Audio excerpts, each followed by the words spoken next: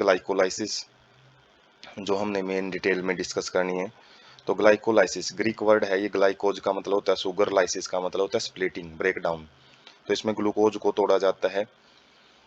EMP pathway भी बोलते हैं इसको, क्योंकि इसको 3 साइंटिस्ट ने मिलके खोजा था। तो scheme given by Gustav Embden, Otto Meyerhof and J Parnas. तो यहाँ पे गैस्टो एम्बंडन का ई उठा रखा है, ओटो मेयरहोफ का एम उठा रखा है, जो एक इनके जो सरनेम है, सरनेम से एक एक जो लेटर उठा के इसका नाम बना हुआ है ईएमपी पाथवे। तो कई बार ईएमपी पाथवे को डिस्क्राइब करना पूछ लेते हैं, तो ये 3 साइंटिस्ट के नाम वहाँ पे हमने लिखने पड़ते हैं। Occurs in cytoplasm of all living cells, जितनी भी लिविंग सेल्स होती हैं, जो ग्लाइकोलाइसिस कहाँ पे होती है, तो वो साइटोप्लाज्म में होती हैं, चाहे वो यूकैरियोटिक हो चाहे प्रोकैरियोटिक हो। तो ये तो साइटोप्लाज्म में ही होती हैं। इन विच ग्लूकोज अंडरगो पार्शियल ऑक्सीडेशन, जिसके अंदर ग्लूकोज का पार्शियल ऑक्सीडेशन किया जाता है, मतलब ये आधा अधूरा टूटता है पायरुविक एसिड के अंदर, और एक ग्लूकोज मॉलिक्यूल है वो 2 मॉलिक्यूल ऑफ पायरुविक एसिड है बनाता है। In plants sucrose converted into glucose and fructose, जैसे सुक्रोज को स्टोर किया जाता है प्लांट्स में, तो वो सुक्रोज को तोड़ा जाता है किसके द्वारा, एक इन्वर्टेज एंजाइम होता है।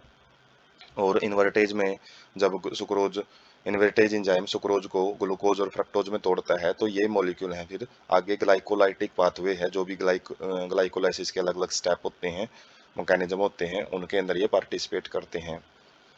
मैकेनिज्म ऑफ ग्लाइकोलाइसिस, तो अब हम डिटेल से मैकेनिज्म देखेंगे कैसे होती है glycolysis. Glucose and fructose are phosphorylated to give rise to the glucose 6 phosphate by the activity of enzyme hexokinase.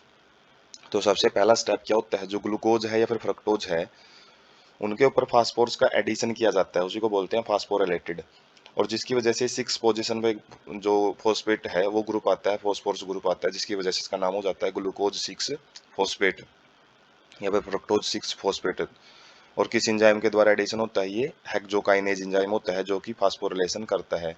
Glucose 6 phosphate isomerise to produce fructose 6 phosphate.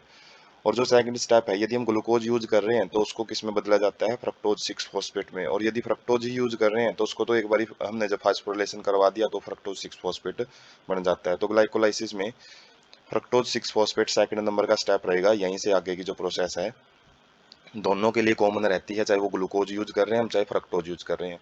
तो fructose 1,6 bi 20 phosphate is split into dihydroxy acetone phosphate and 3 phosphoglyceraldehyde PGL. तो उसके बाद एक और addition की जाती है phosphorus की, तो वहां से फास्फोरस जो फ्रक्टोज 1,6 20 फॉस्फेट, 20 का मतलब होता है 2 फॉस्फेट ग्रुप, फॉस्फोरस ग्रुप वहां पे आ जाते हैं। उसके बाद उसको स्प्लिट किया जाता है किसके अंदर, डाइहाइड्रोक्सी एसीटोन फॉस्फेट के अंदर, और एक मॉलिक्यूल बनता है 3 फॉस्फोग्लिसराल्डिहाइड पीजीएल। और यहाँ पे NADH प्लस में H positive ion is formed from the NAD when 3 फॉस्फोग्लिसराल्डिहाइड PGL is converted into 1,3 bis फॉस्फोग्लिसरा। ये नेक्स्ट स्टेप है, जिसके अंदर जो PGL बने हैं, ये PGL आगे कन्वर्ट होता है 1,3 bis फॉस्फोग्लिसरेट BPGA के अंदर, मतलब 2 फॉस्फेट ग्रुप आ जाते हैं। इसके पास पहले एक ही फॉस्फेट ग्रुप था, तो एक और एडिशन होता है फॉस्फोरस का, और वो Na, इसी प्रोसेस के अंदर जो एक NADH होता है वो NAD पॉजिटिव में बदल जाता है। Hydrogen atoms are transferred from PGL to a molecule of NAD positive. तो जो हाइड्रोजन एटम है PGL से, वो कहाँ पे जाते हैं, फिर NAD पॉजिटिव के पास चले जाते हैं और NADH बनाएंगे। PGL is oxidized and with inorganic phosphate to get converted into BPGA। तो जो PGL है ऊपर देखा था हमने, ये ऑक्सीडाइज होता है और इसके ऊपर एक इनऑर्गेनिक फॉस्फेट आके ही ये किस में कन्वर्ट होता है, BPGA। तो ये अलग अलग स्टेप होते हैं, 10 स्टेप में रिएक्शन होती है। हम इसका पिक भी स्लाइड में भी देखेंगे, अगले नेक्स्ट स्लाइड में किस तरीके से स्टेप होते हैं एक के बाद एक, तो वहां से ज्यादा क्लियरिटी आएगी। तो यहाँ पे हम थोड़ा सा एक इसका इंट्रोडक्टिव पार्ट ही देख रहे हैं, अलग अलग स्टेप टू स्टेप। तो ग्लाइकोलाइसिस में 2 फेज होते हैं मेनली। एक होता है प्रीपरेटरी फेज, प्रीपरेटरी का मतलब जिसमें प्रिपरेशन की जाती है, और इसके अंदर मेन बात होती है एटीपीज में यूटिलाइज किए जाते हैं। एटीपी यहाँ पे बनते नहीं है, एटीपी को यूज किया जाता है। और first in the conversion of glucose into glucose 6 phosphate, तो सबसे पहला जो स्टेप था जिसमें हमने ग्लूकोज को ग्लूकोज 6 फॉस्फेट में बदला था, तो उसमें एक एटीपी यूज किया जाता है, और दूसरा कहाँ पे, inversion conversion of fructose 6 phosphate to fructose 1,6 bis phosphate. तो यहाँ पे एक आइडिया हम ले सकते हैं, जैसे ग्लूकोज के पास फॉस्फेट नहीं था तो वो फॉस्फेट एटीपी नहीं दिया था। एटीपी में क्या होते हैं, 3 फॉस्फेट होते हैं, और उनमें से एक फॉस्फेट वो किसको दे देता है, ग्लूकोज को फर्स्ट स्टेप में, जिससे वो ग्लूकोज 6 फॉस्फेट बनाता है। और उसके बाद नेक्स्ट स्टेप में भी क्या होता है, जो सेकंड वाला जो कन्वर्जन होता है, जिसमें फ्रक्टोज 6 फॉस्फेट को फ्रक्टोज 1,6 मतलब 2 फॉस्फेट आ जाते हैं, पहले एक ही फॉस्फेट था, तो वो दूसरा फॉस्फेट भी एटीपी ही देता है। सिंथेसिस फेज, जो सेकंड फेज रहेगी वो सिंथेसिस फेज है। इसके अंदर जो एटीपी हैं वो बनते हैं, सिंथेसाइज होते हैं, और 2 स्टेप होते हैं जहाँ पे एटीपी बनते हैं। पहला तो formation of ATP during conversion of BPGA, जो ऊपर पढ़ा था हमने बीपीजीए, वो जब किस में कन्वर्ट होता है, पीजीए के अंदर, तो एक फॉस्फोरस वहां से निकलेगा बाहर, और उसी फॉस्फोरस को क्या है, एटीपी यूज कर लेता है। जो एडीपी होता है पहले, वो फिर वो फॉस्फोरस को एक्सेप्ट करके एटीपी बना लेता है, and an energy yielding process होती है ये। Another ATP is synthesized during the conversion of PEP to pyruvic acid, जो लास्ट स्टेप होता है जिसके अंदर फॉस्फोपिनोल पायरुवेट होता है, पायरुविक एसिड के अंदर कन्वर्ट होता है, तो वहां पे भी एक फॉस्फेट रिलीज किया जाता है, और उसको एडीपी एक्सेप्ट करके एटीपी बना लेता है। डी का मतलब होता है डाई फॉस्फेट, 2 फॉस्फेट थे तो एक फॉस्फेट रिसीव करके वो एटीपी बना लेगा। उसके बाद पायरुविक एसिड की product of glycolysis which metabolite hate depend on the cellular need. तो जो पायरुविक एसिड यहाँ पे बना है वही ग्लाइकोलाइसिस का एंड प्रोडक्ट होता है, कि महत्वपूर्ण प्रोडक्ट होता है, और वही आगे के जो मेटाबॉलिक रेट होता है उसका, जो भी पेट मेटाबॉलिक वेट का मतलब उसे क्या बनना है, वो सेलुलर नीड के ऊपर जरूर डिपेंड करता है कि सेल को उससे एनर्जी निकालनी है या फिर कोई और चीज बनानी है। ठीक से समझते हैं।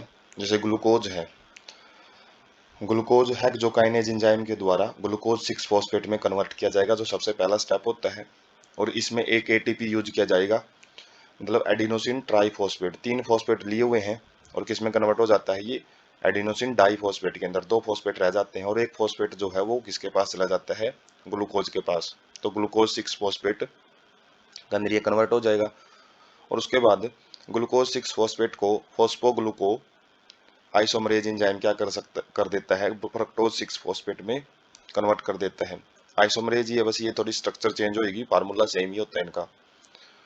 उसके बाद फोस्फोफ्रक्टोज काइनेज, काइनेज एंजाइम क्या करता है, फॉस्फोरस की एडिशन करवाता है, तो एक एटीपी यूज करेगा, ये एटीपी यूज करके उसमें से एटीपी को बाहर निकाल देगा, और जो एक फॉस्फोरस बच जाता है उसको फ्रक्टोज को देके, फ्रक्टोज 1,6 का मतलब एक पहली कार्बन पे लगा हुआ, एक 6 कार्बन पे लगा हुआ है, 2 फॉस्फेट ग्रुप यहाँ पे अटैच हो जाते हैं। और उसके बाद एल्डोज जो एंजाइम है वो क्या करता है, फ्रक्टोज 1,6 बिस फॉस्फेट है जो, इसको GLAP के अंदर भी कन्वर्ट कर सकता है, और DHAP के अंदर भी इंटरमीडिएट फॉर्म होती हैं, और इनके अंदर जो हमारा ये जो DHAP है वो GLAP में कन्वर्ट हो सकता है। तो यहाँ से जो फ्रक्टोज जैसे 2 मॉलिक्यूल बनते हैं GLAP के, और जो ये रिएक्शन आगे 2 भाग में चलती है फिर, तो जो GLAP है ये 1,3 बिस फॉस्फोग्लिसरेट है जो BPGA बनाएगा, तो वो 2 बन जाते हैं यहाँ पे, और एक GLAP वो कन्वर्ट होता है तो एक NAD पॉजिटिव यूज करेगा, जबकि दूसरा है वो दूसरा NAD पॉजिटिव यूज करेगा, तो इसलिए यहाँ पे 2 NAD पॉजिटिव यूज किए जाएंगे।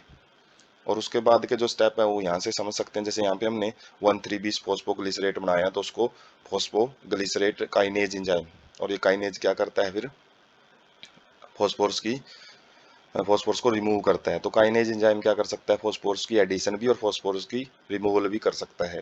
तो यहाँ से एक फॉस्फोरस इसमें से चला जाएगा, तो 2 फॉस्फोरस थे तो सिंगल फॉस्फोरस रह जाता है, तो PGA बन जाता है यहाँ पे 3 फॉस्फोग्लिसरेट। और उसके बाद फॉस्फोग्लिसरेट म्यूटेज एंजाइम क्या करता है, इसको 2 फॉस्फोग्लिसरेट के अंदर कन्वर्ट कर देता है। और इसमें चेंज क्या है, चेंज केवल फॉस्फोरस की पोजीशन का है, फॉस्फोरस अपनी पोजीशन चेंज कर लेता है, 3 कार्बन से वो 2 कार्बन पे आ जाता है। उसके बाद इनोलेज एंजाइम है, वो क्या करता है, फॉस्फो इनोल पायरुवेट बना लेता है इसका, PEP। और PEP फिर क्या करेगा, जब पायरुवेट के अंदर या पायरुविक एसिड के अंदर कन्वर्ट हो जाए होता है, तो वो किस एंजाइम के द्वारा, पायरुवेट एंजाइम के द्वारा कन्वर्ट होता है, और उसमें क्या होता है, एक ATP रिलीज हो जाता है। तो यहाँ पे हम देख सकते हैं इस स्टेप के बाद जितने भी यहाँ पे रिलीज हो रहे हैं, यहाँ पे जैसे 2 NADPH रिलीज हुआ है, यहाँ पे 2 ATP इस स्टेप में यूज हुए हैं, 2 ATP यहाँ पे रिलीज हुए हैं। तो ये 2 का मतलब क्या है, ये प्रोसेस है दो स्टेप में, दो पैरेलल वे में चलती है। जैसे GLAP है, ये तो हमने देख ही लिया। उसके बाद DHAP है, ये भी इन्हीं फॉर्म में ही चेंज आगे बढ़ता हुआ चलेगा। यदि हमने एक ही जगह दिखा रखे दोनों प्रोसेस को, तो हमने इनके जो प्रोडक्ट है वो तो कॉमन ही बनते हैं, लेकिन ATP जो ये यूज करते हैं वो डबल डबल यूज करेंगे फिर। और यहाँ पे हम देख सकते हैं यदि टोटल ग्लूकोज जो ग्लाइकोलाइसिस में आपसे ATP गेन या लूज पूछ ले कितने ATP गेन किए जा रहे हैं नेट, तो यहाँ पे जो यूज किए गए हैं शुरुआत में तो वो 2 ATP हैं, और जो रिलीज किए गए हैं वो कितने हैं, 2 तो यहाँ पे हैं और 2 यहाँ पे 4 हैं। तो टोटल ATP कितने बने हैं हमारे, वो 2 बनेंगे यहाँ पे। Total net gain of ATP pyruvic acid के अंदर पूछ लिया जाता है, इसमें ग्लाइकोलाइसिस में पूछ लिया जाता है, तो 2 ATP बनते हैं। और जबकि NADH हैं कितने बनते हैं, वो भी 2 NADH हैं, वो ग्लाइकोलाइसिस प्रोसेस में बनते हैं।